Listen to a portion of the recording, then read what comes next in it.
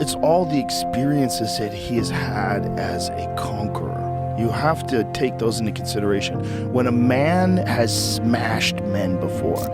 We all thought the legendary God of War, Mike Tyson, had long given his last fight, but the legend doesn't want to stay in a well-deserved retirement.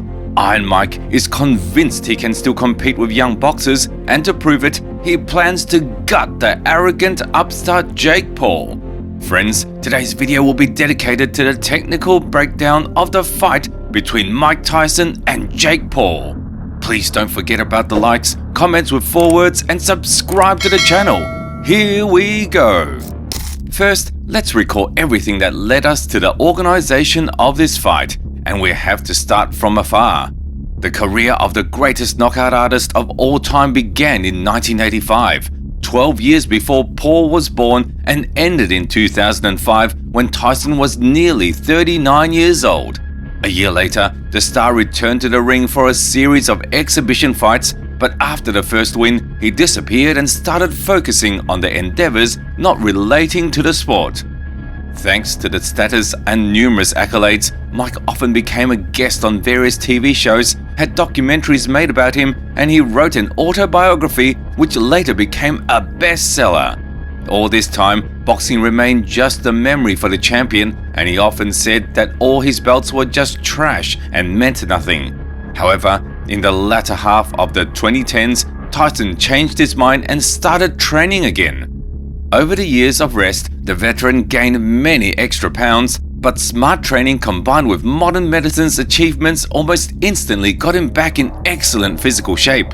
These changes became one of the reasons Mike wanted to take the gloves off the wall and feel the spotlight again.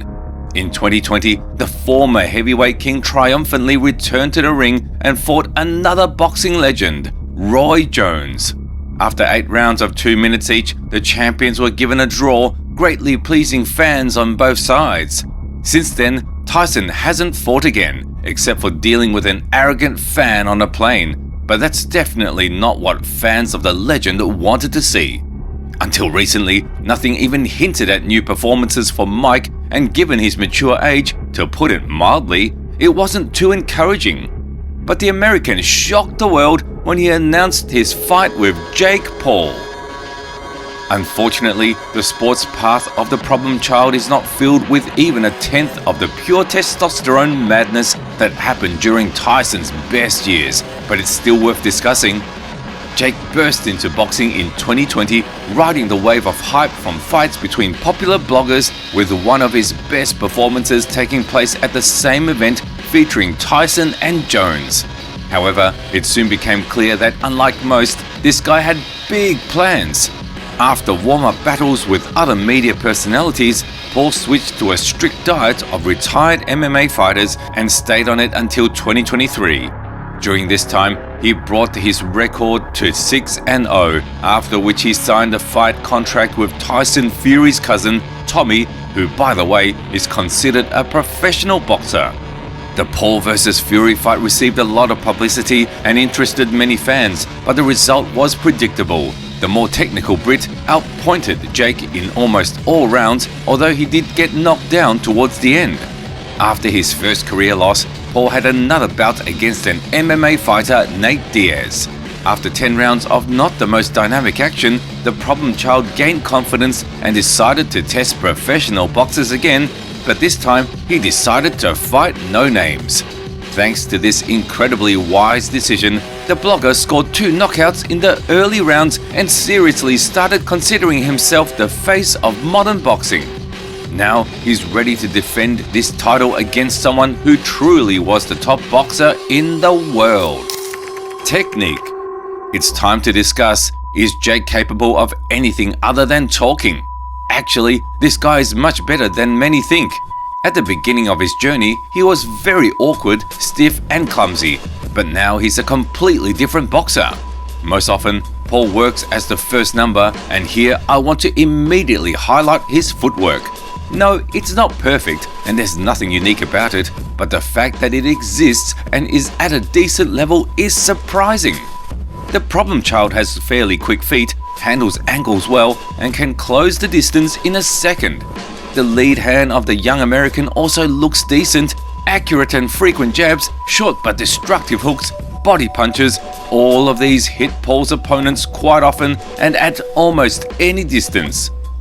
Besides his boxing skills, the guy impresses with his great physical conditioning and knockout power. Jake is one of those who have been blessed with power, making any of his punches potentially very dangerous, but especially notable are the shots from his right hand. Out of all his punches, I'd highlight the overhand and the long uppercut which Paul throws from a distance with an unusual trajectory. He recently knocked out Andre August with this very punch. Regardless of weaknesses, in my opinion, Jake has only two: stamina and defense. We'll talk about cardio a bit later, and as for the latter, I'll say this: keeping your hands down might add an element of surprise and danger to Paul's punches, but a chin hanging in the air has never done anyone any good. Now, let's talk about Mike.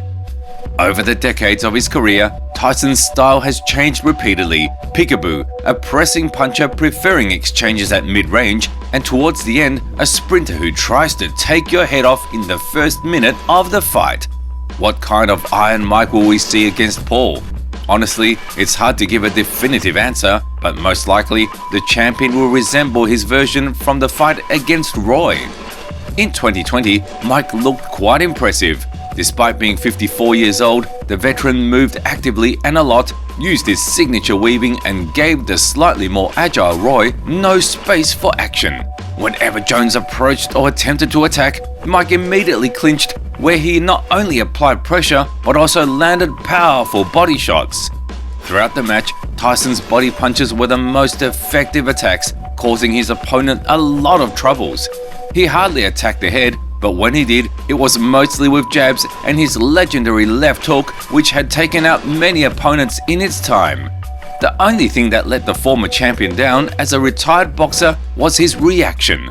The legend couldn't respond to all of Jones's fast moves, and some jabs did land, but as I said, the weaving and solid blocks were there, so there was no need to worry about Tyson. Can we call this version of Mike close to his prime? Of course not.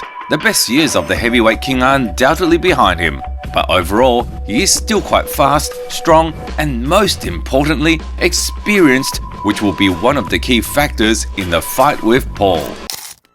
Stamina and mentality. Neither Mike nor Jake can boast excellent cardio. With Tyson, it's more or less clear. He is 58, and no matter how much he trains, he won't be as enduring as in his youth. Nonetheless, in the fight with Jones, Iron Mike managed to maintain the same pace for 8 rounds, so the situation with cardio isn't critical. What about the young guy? The problem child style isn't designed for extended fights. Paul puts power in almost every punch, and if he sees an opportunity, immediately goes for the finish.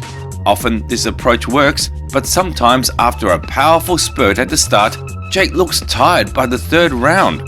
I think Jake could be considered a favourite solely due to the age difference, but let's not forget that we have an unusual fight format, 8 rounds of 2 minutes.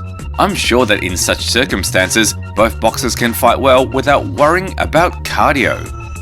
Many say that there's a huge mental gap between the two fighters, and it's hard to argue with that. Jake is an ordinary guy who grew up in hothouse conditions and became famous thanks to social media. He relatively recently found himself in boxing and has yet to show any extraordinary mental toughness. Mike Tyson is on a completely different level. Iron Mike has always been spoken of as someone whose aura alone could scare those around him, and we've repeatedly seen in highlights how ruthless and unstoppable he can be in the ring. Yes, the champion has aged and probably doesn't look as intimidating as in the late 80s, but he still has the warrior mentality, and Jake will experience this immense pressure for the first time. Conclusion.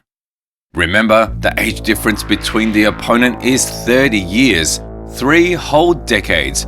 What can we even talk about here? Could anyone in their right mind believe that a retired boxer, nearly 60, has a chance to beat a young, explosive, and very capable guy? Yes, and those chances are quite good. Understand that the difference between Tyson and Paul isn't just in age, but also in other, no less important aspects. Experience, mentality, technique, size, all of these are in favor of Iron Mike, and you still think the blogger will come out on top just because of his age? That sounds ridiculous. The problem child has never faced such a tough opponent and will be terrified even before making a walk to the ring, and once he's standing in front of Mike, he'll finally realize he made a big mistake. In the first seconds of the fight, Tyson will show the kid how tough pressure can be and what a real heavyweight's punch feels like. Despite having 10 professional fights on his resume, Paul has never taken serious punches, and now he has to withstand blows from someone who once knocked out 6'7" jocks with a single touch. Mike may have aged, but the monstrous power hasn't left him, and that's what Jake should fear the most. If things go poorly, the first left hook or right cross from the veteran could end the fight, and the kid will be left thinking for a long time, what the hell happened? Even if Paul somehow manages to handle Tyson's initial onslaught and, say, create distance, I don't think it will help him much. The former champion's legendary defense won't allow the opponent to land jabs, and his still good speed will let him close the distance instantly and give the kid a beating. Of course, such actions consume a lot of energy, but the 2-minute rounds will do their part, preventing the boxing king from gassing out. What do we have in the end? Tyson has everything to defeat the overhyped opponent by knockout in the early rounds, but in a bad scenario, he can still win the fight by a decision. Will it be easy? Certainly not.